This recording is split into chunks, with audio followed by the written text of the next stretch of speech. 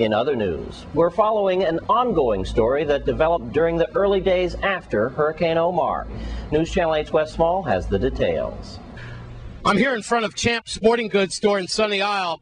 Here's what happened. Sometime over the weekend, a trailer belonging to Champ Sporting Goods was broken into on the property or near the property of Fleming's Transport. I made a call to Champs earlier, talked to a manager who did confirm something did happen over the weekend with the theft of one of their trailers. Then I called Miss Fleming at Fleming's Transport and found out that yes, indeed, this investigation is under, this matter is under investigation. I've been trying to get with the VIPD. I'll try to get this confirmed with Miss Melody Raines. I then found out that this is unconfirmed so far until I talked to the Postmaster General, that as the trailer was broken into at the airport facility at the transport company, then a mail truck was then taken, a United States mail truck. So now I'm going to try to get to the U.S. Attorney's Office as well to find out, because this is a federal crime. Perhaps now the goods were taken from the Champs trailer, put into the mail truck. Then now I understand, unconfirmed reports have it, that the truck was found in a neighborhood on St. Croix. I'm not going to say which neighborhood, because again, we are piecing this together. But I got to tell you that this is an amazing story, that a sporting goods trailer was broken into and then a United States mail truck was commandeered. We don't have any information in the press to that. I first learned about it from the street, and then I had to make my own personal contacts with the authorities or the businesses involved. So there you have that. All this during or after Hurricane Omar this weekend. So if we have any more information on this story, I'll be giving it to you. Here at Sunny Isle, I'm Wes Small for News Channel 8. And this information from Postmaster Lake. It was a mail truck that was contracted overnight, and the truck has not been seen since. Well, gas prices are diving rapidly in the States. So what's going on in our territory? After all, we have a refinery right here. You know, before Hurricane Omar came to visit us in our territory, a lot of people were stopping me on the street saying, Wes, you got to talk about the gas prices. The very fact that in the states, in the United States, that gas has definitely dipped under $3. As a matter of fact, we got a call from North Carolina that gas actually went as low. Gas actually went down to around $2.50, $2.60, and it was a Hess gas station. So here we are here on St. Croix with Hovenza, the refinery right here. How come our gas hasn't gone down? Well,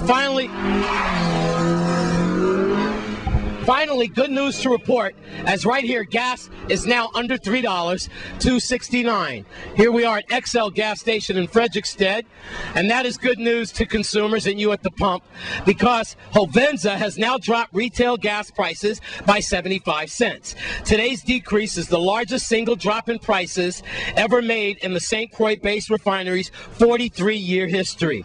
Hovenza has now decreased wholesale prices 4 times since August. Is it about time? You better believe it. Now we can finally get relief at the pumps. Here at your gas station, I'm Wes Small for News Channel 8. Thanks, Wes, and we'll be back with more news after these messages.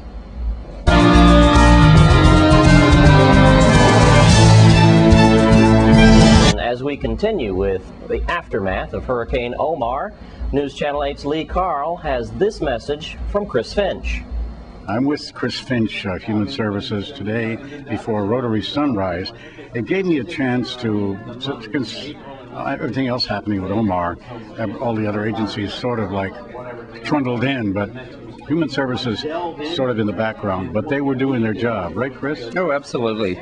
And, you know, we worked with Red Cross on opening shelters on St. Croix, St. Thomas, and St. John, and then had, the responsibility for our own clients, because that, of course, never stops. We have our 24-hour residential facilities, from the nursing homes to the youth rehabilitation center, the other residential programs that we help support around the island, and including all of our seniors that need homemaker and Meals on Wheels services that are just essential for them. So all this had to keep going, and my staff just really did a tremendous job keeping everything going.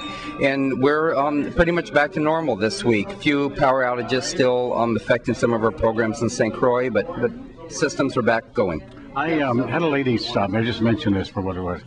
Up past the condos in the Jai Yard area, there's a gigantic cistern that was built by the Navy. It's filled with water now, and their sheets have galvanized. And she says it's health of human services concern. I wonder if I just pass it on to you for what it's worth. She called me this morning. Okay, well, thank you. We'll look into that. Okay, now let's talk about that effort. I covered the first one out at Lionel Roberts, and now this one at the Sports and Fitness Center, I understand, was an unqualified success. How was Human Services involved there? Well, Human Services partners with United Way of St. Thomas St. John, who really were the initiators of doing this concept in the Virgin Islands, and all of the government and the nonprofit agencies that have some way or other a connection with providing services to the homeless. And it's really a tremendous way of connecting people with services in a stress-free environment. For people who often find it hard to access services, we bring the services to them, and then do it in, make a day that's fun, has some extra benefits, as, toiletry and clothing giveaway, haircuts, massages, some, food and entertainment, but with the very serious side that we're really there to connect people who are homeless with services that they might be eligible for that can help end their homelessness. And probably didn't know that it was eligible for. Oh, very often they don't. Yeah. And very often, a lot of services can be difficult to access. You have to know that it exists, you have to know where it is, you have to feel welcome there. And this is what we're trying to accomplish. And also that other aspect of some of the homeless people, just pride wouldn't let them take a handout, put it that way. Well, I think what we see more of is people who feel intimidated in trying to get for services. They don't always feel welcome in a waiting room, often have trouble keeping appointments, may not, have an easy way of keep track of time, and this just cuts through all of that. Right. Okay. Now, let's talk a little bit about how Human Services interacted with the government agencies, with the governor and the like. More specifically on St. Croix, your agency also oversaw what was happening there, right? Oh, of course. For Hurricane Omar? Yes. Yeah, we're part of the Emergency Management Council of the Virgin Islands government, and have been part of the governor's daily and twice daily meetings to keep everyone abreast and share information on what the agencies are doing to try to get St. Croix back to normal as quickly as possible. We've had, our goals within Human Services has certainly been making sure that all of our programs and all of our clients were taken care of, and that we could restore our Head Start, our senior centers, our Meals on Wheels, our homemaker services, as well as making sure that all our 24-hour facilities stayed fully staffed and operating. Now, St. Thomas is back up and running. What about St. Croix, Head Start, and all those facilities? Are they back up? They are certainly back up. We have a couple of power problems. There were 2 Head Start centers we weren't able to open today. All the rest of them are back and going. Okay. If you had to put your finger on what was the most critical thing that Human Services had to deal with, and you as the commissioner, during this storm period, what was that? Oh, well, certainly the shelters, because a shelter operation, it springs up, and then all of a sudden you have to create a program.